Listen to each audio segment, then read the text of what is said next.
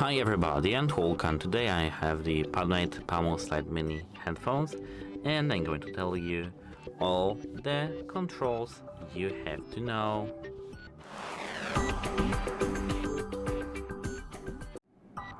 At first, take your right and left earbuds and place them in your ears. If you hold the touch panel on the right one, you will increase the volume level. If you hold the touch panel on the left one, you will decrease the volume level. If you do a single tap on the left and on the right, you will pause and play your music. And no, we can't switch to the next and previous songs. If we double tap on the touch panel, we can enable our assistant, for example Siri or Google Assistant. Goodbye.